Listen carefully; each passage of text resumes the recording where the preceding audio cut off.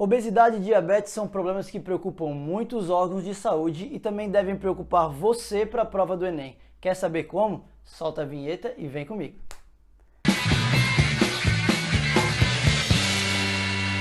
Fala galera, beleza? Professor Gustavo aqui de novo. E nessa nossa sétima aula, penúltima aula do Enem, o foco hoje ainda vamos falar sobre obesidade e diabetes, que são dois assuntos que o Enem costuma abordar bastante e que você não pode deixar de conferir antes de fazer a prova lá no dia 12. Vamos lembrar que a obesidade é um dos grandes problemas que temos enfrentado hoje em dia, preocupa muito os órgãos de saúde e certamente continuará sendo um problema, já que não existe uma previsão desse problema ser resolvido já num curto espaço de tempo por causa dos hábitos de vida que a nossa sociedade tem. Então a gente vai entender uma coisa, antes de falar sobre o problema da obesidade em si e ver alguns números, alguns dados que são muito interessantes, dados que, claro, podem ser explorados pelo Enem, já que uma das habilidades e competência que o Enem cobra é justamente a interpretação de gráficos, de dados, de tabelas que ele traz.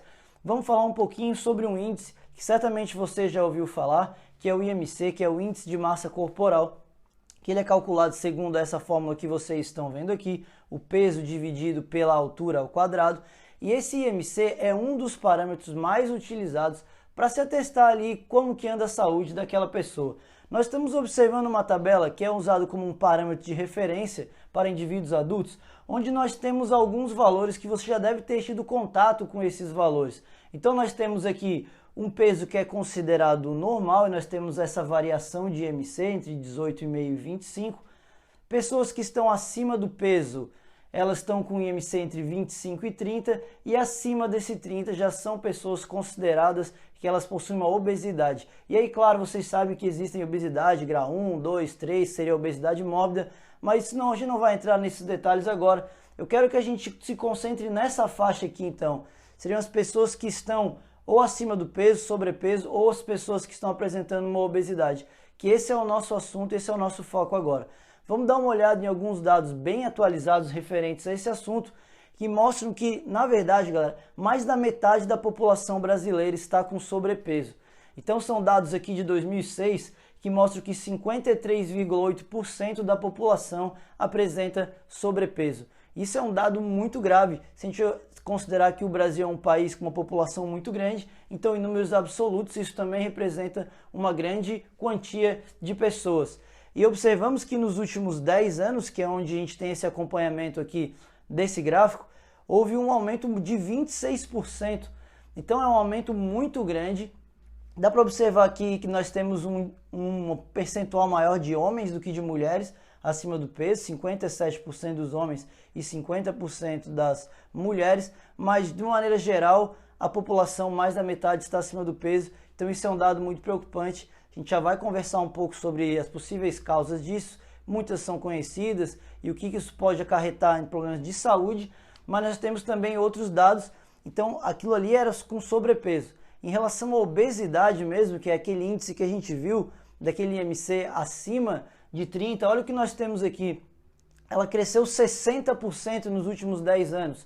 Então isso é um dado muito alarmante, muito preocupante mesmo, de 11,8% da população com obesidade em 2006, hoje nós temos 18,9% das pessoas aqui no Brasil apresentando obesidade. Então 19% basicamente da população brasileira, e com um número bem parecido, um pouquinho mais de mulheres do que de homens em termos percentuais, mas ali num número muito parecido, o que é muito preocupante também, porque é nesse estágio onde nós temos os maiores problemas de saúde causados pelo excesso de peso. Já vamos falar um pouquinho sobre esses problemas, mas vamos num assunto que o Enem já abordou, não sei se vocês lembram dessa questão do Enem relacionando isso, mas a obesidade infantil talvez preocupe mais ainda. Porque vários dados indicam que se uma criança ela é obesa, muito provavelmente ela será um adulto obeso. É muito difícil uma criança que é obesa não ter problemas em controlar o seu peso na idade adulta. E basicamente, quando nós temos um indivíduo tão jovem já apresentando problemas com peso ou de obesidade, melhor dizendo, porque um sobrepeso ali talvez não tenha esses mesmos problemas que a gente está vendo aqui nesse slide, mas ela muito jovem já pode apresentar problemas que antes eram apenas comuns em indivíduos adultos. Então olha só os dados que nós temos aqui, onde a gente mostra que entre os meninos de 5 a 9 anos, 16% apresentam obesidade. Então é um número muito grande para uma idade tão pequena. E já nas meninas esse número é um pouquinho menor, de 12%, mas ainda assim é um número que preocupa bastante. Isso, claro, pode acarretar vários problemas de saúde, como problemas cardíacos, problemas de respiração, questões mais estéticas como problemas de estria, alguns pé chato, como eles dizem, que também é muito peso ali em cima desse pé. Risco de, claro, diabetes, que é o nosso assunto de hoje. Então a gente vai falar isso é muito importante. Tá? O diabetes, que antes era apenas encontrado em indivíduos com mais idade, hoje nós temos criança apresentando aquele tipo de diabetes. Problemas, claro, de postura, de coluna, devido a esse sobrepeso que existe numa idade tão pequena, quando o nosso esqueleto está se formando, ainda as estruturas são mais frágeis. Então isso é muito perigoso. Tem a questão, claro, da diminuição da autoestima. Talvez essa criança possa apresentar problemas de relacionamento na escola, justamente por sofrer bullying muitas vezes por causa disso. Então nós temos vários problemas associados com essa obesidade que está cada vez mais frequente nas crianças e também nos indivíduos adultos. A gente sabe que muitos desses problemas estão relacionados aos maus hábitos de vida que as pessoas têm hoje em dia. Então a questão da alimentação. A alimentação é um dos fatores certamente mais importantes para esse aumento ao longo dos anos de pessoas com sobrepeso, com obesidade, crianças principalmente, porque hoje a gente tem um acesso muito grande a esses alimentos ultraprocessados, a alimentos que utilizam muitos conservantes e que tem uma quantidade muito grande de açúcar, de sal, que são alimentos muito fáceis, rápidos de preparar e de consumir. E nessa correria toda do dia a dia, muitas vezes as pessoas acabam fazendo essa escolha de maneira errada, e são muitas vezes alimentos baratos também, encontrados com um preço muito acessível. E então esses dados, nós observamos hoje um aumento muito grande da obesidade em países em desenvolvimento, então onde esses produtos acabam ingressando em grande quantidade, então é muito mais rápido, muito mais fácil de encontrar isso aí, mais fácil de preparar. Muitas vezes as pessoas nessa correria têm preguiça, usam isso como uma desculpa, que não tem tempo para preparar os alimentos, e com isso esses alimentos que são consumidos hoje em dia são esses prontos e que basicamente são uma porcaria em termos de nutrientes. E o que acontece, galera, é que nós temos esse dado aqui, que é o que a gente mais vai utilizar para conversar nessa aula de hoje, que é a questão da diabetes. Olha só o aumento absurdo que nós tivemos nos últimos 10 anos, um aumento de 62% de pessoas diagnosticadas com diabetes aqui no Brasil. E é claro que esse valor certamente é muito abaixo do que representa a realidade, porque o que nós temos na diabetes, num dos tipos que nós já vamos falar, é um grande número de pessoas que têm essa diabetes e não sabe, nunca foi diagnosticado com isso. E às vezes quando ela vai descobrir é porque ela já apresenta alguma consequência muito grave desse problema de saúde, e a gente já vai conversar um pouquinho sobre quais seriam essas consequências. Mas então, é legal vocês conseguirem fazer essa associação, tá? Desse aumento do número de indivíduos com sobrepeso, com obesidade, isso relacionado, claro, aos mais variados hábitos de vida que nós temos hoje em dia. Não só a questão da alimentação, como a questão da falta de atividades físicas. Nós temos hoje a maior parte da população não pratica atividade física regularmente, né? Que seriam aqueles 150 minutos de uma atividade moderada ao longo da semana. Quantas pessoas vocês acham no Brasil que atingem essa marca? Nós temos dados que indicam que menos de 25% da população brasileira atinge essa marca de praticar atividade física por 150 minutos ao longo da semana, né? Pelo menos 3 vezes por semana, totalizando uns 150 minutos de atividade física moderada, né? Então, associado a má alimentação, associado à falta de atividade física, então a questão do sedentarismo, e também ao estilo de vida, muitas vezes uma rotina muito estressante, muito corrida, tudo isso favorece ao ganho de peso, favorece a pessoa ser mais ansiosa, mais estressada e acabar descontando isso na alimentação, né, os transtornos aí psicológicos que acabam acarretando também a questão de ingerir mais calorias e mais doces, que é muito conhecido, e claro, aumentando o número de pessoas com diabetes, que é o que a gente vai começar a falar um pouquinho mais profundamente agora.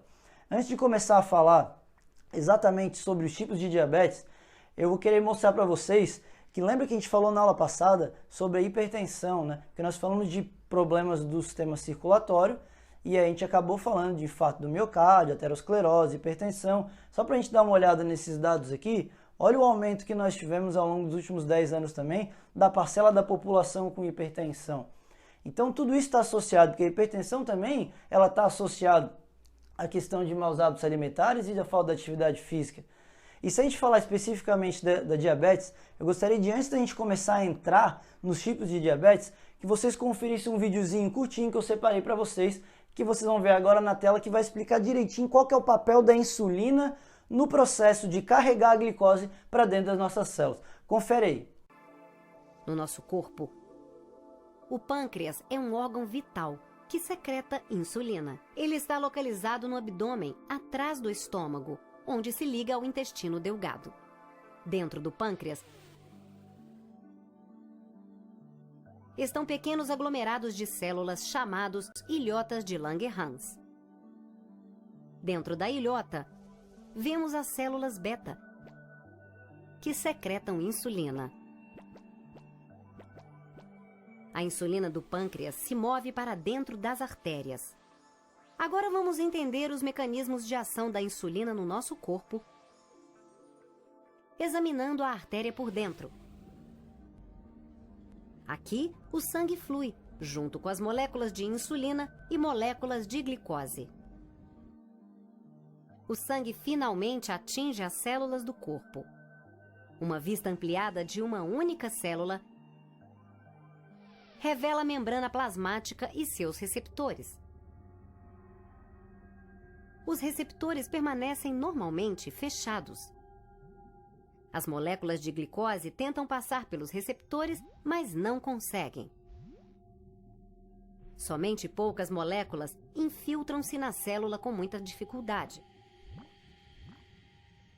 Mas quando a molécula de insulina se liga ao receptor, o receptor se abre e muitas moléculas de glicose podem penetrar na célula.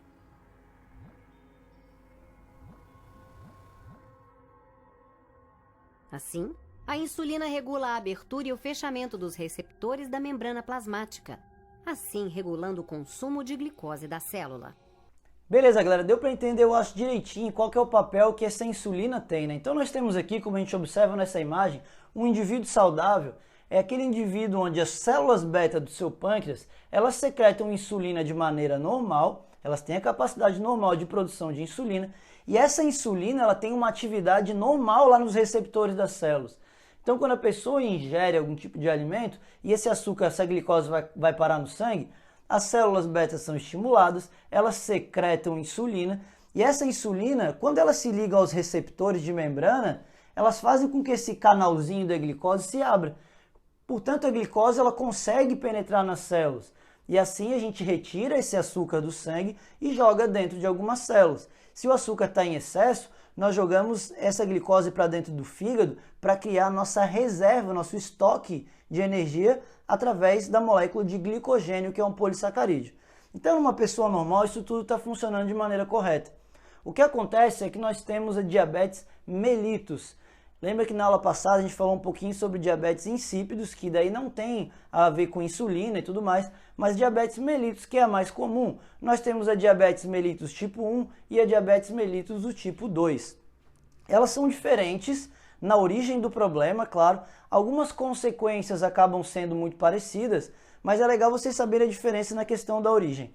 Na diabetes tipo 1, a pessoa, isso é uma doença genética, a pessoa ela nasce com um defeito no gene que vai produzir a insulina. Portanto, ela não tem a capacidade de produzir a insulina corretamente.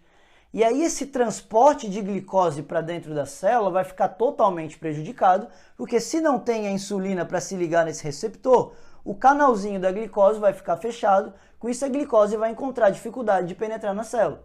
Então esse indivíduo vai ficar com uma alta taxa de glicose circulando na corrente sanguínea e a gente já vai falar daqui a pouquinho quais seriam as consequências para isso, né? Mas o lance aqui é o seguinte, se a pessoa não está produzindo a insulina, ela vai morrer, certamente, se não fizer alguma coisa.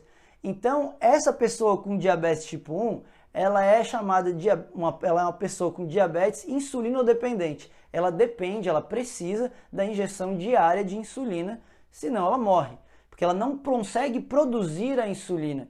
Então, isso já é diagnosticado logo nos primeiros momentos de vida, e aí a pessoa vai passar a fazer esse tratamento para poder ter uma dose e uma taxa de insulina considerada normal. Claro, sempre também vai ter que preocupar com a questão da ingestão de muito doce e não pode esquecer de fazer a sua aplicação de insulina, senão vai dar problema.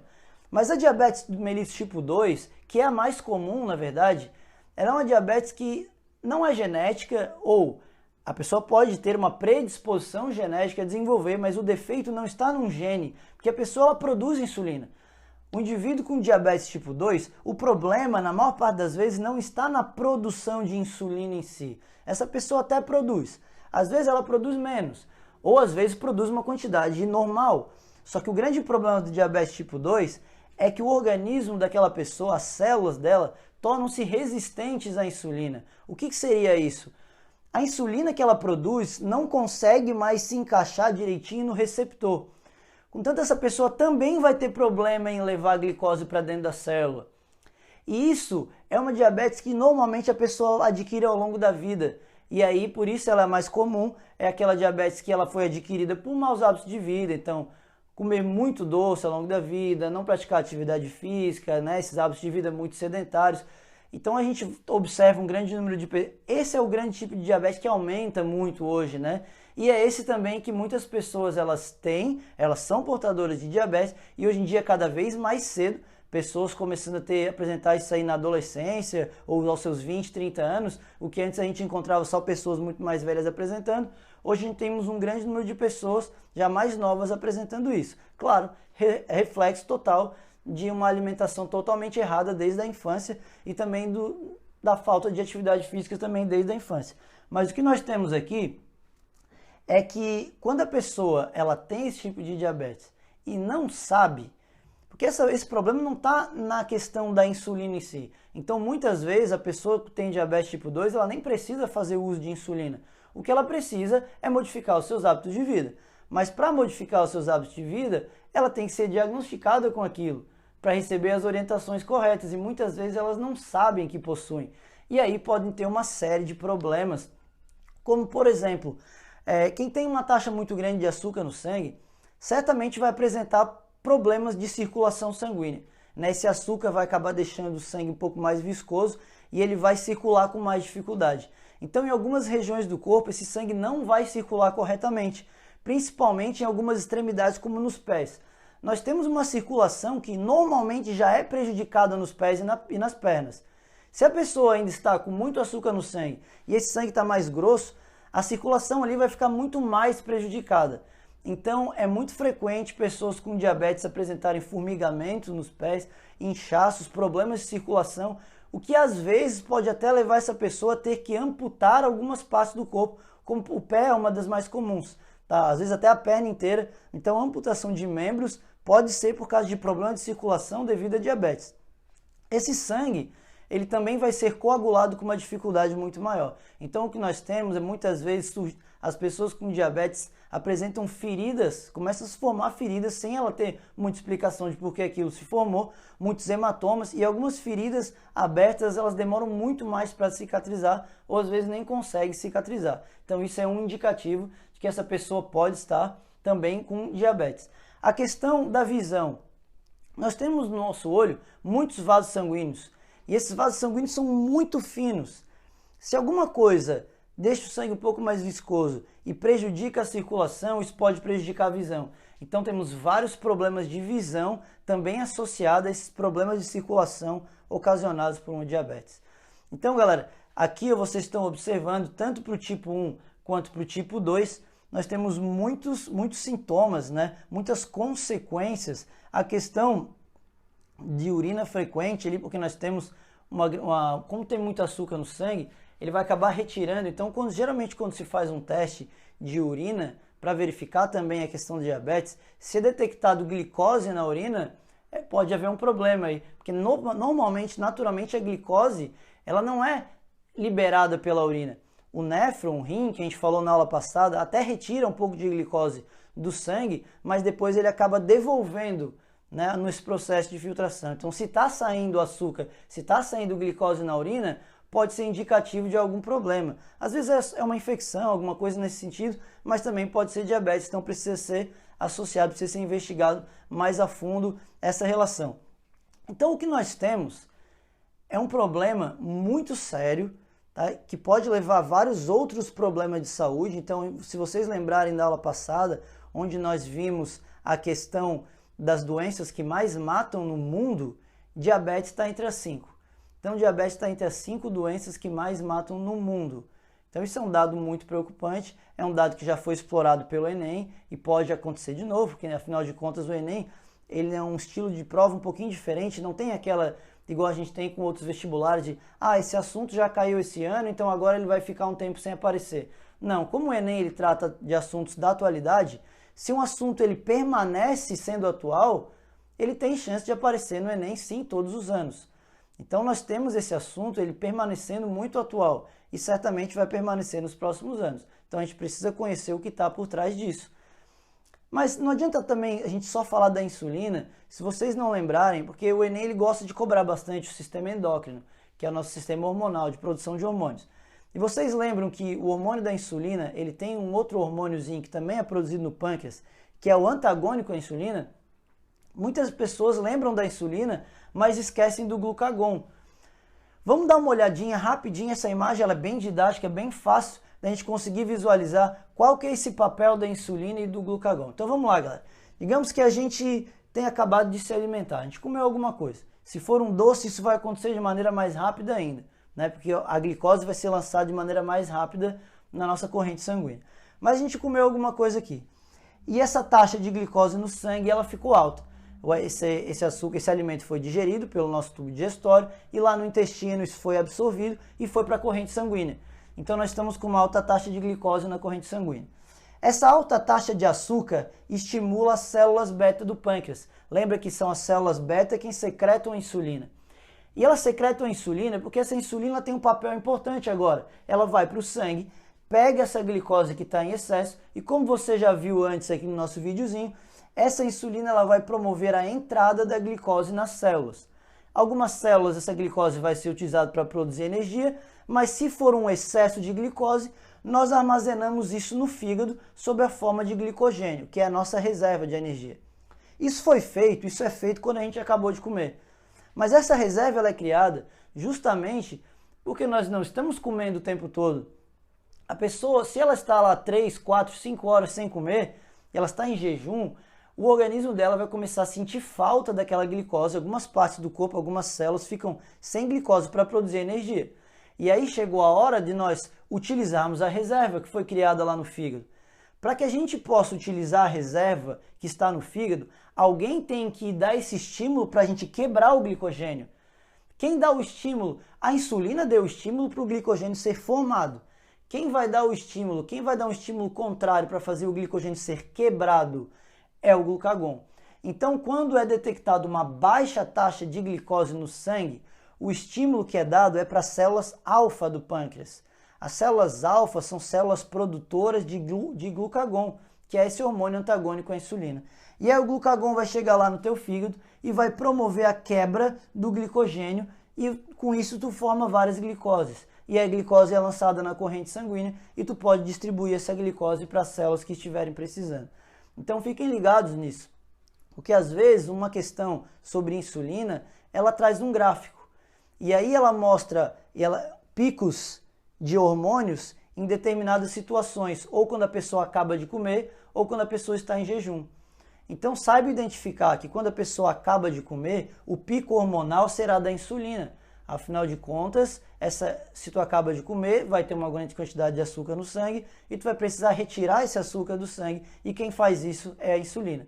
Se a pessoa está em jejum, a taxa de insulina vai estar bem baixa, porque não faz sentido você produzir insulina quando está em jejum, mas a taxa de glucagon ela começa a crescer. Então se a pessoa está no jejum, o glucagon começa a crescer, que é justamente para tu poder utilizar essa reserva, esse estoque de glicogênio que foi formado lá no teu fígado e lá no teu músculo. São as duas principais regiões do corpo onde a gente armazena a glicose sob a forma de glicogênio. Beleza, galera? Lembrando aqui, ó, se você quiser receber essa lista de exercícios com questões sobre obesidade, diabetes e outros problemas de saúde relacionados aos hábitos de vida da sociedade moderna, deixa o seu e-mail aqui embaixo que eu vou mandar para ti essa listinha da nossa aula 7 gabaritada. E não deixe também de acompanhar, nessa próxima quinta-feira nós teremos a nossa última aula antes da prova do Enem. E para essa última aula eu separei um assunto que você que já acompanha as últimas provas do Enem deve saber que cai ano sim e outro também, que é a questão da imunização. Lembra? Imunização, produção de soro, vacina. Vamos falar nessa aula também uma vacina diferente que tem sido utilizada, que é uma vacina de DNA, como é que ela funciona. E já que estamos falando da questão de vacinas, podemos falar um pouquinho também de medicamento e o problema grande e grave que temos enfrentado hoje em dia das bactérias resistentes aos antibióticos.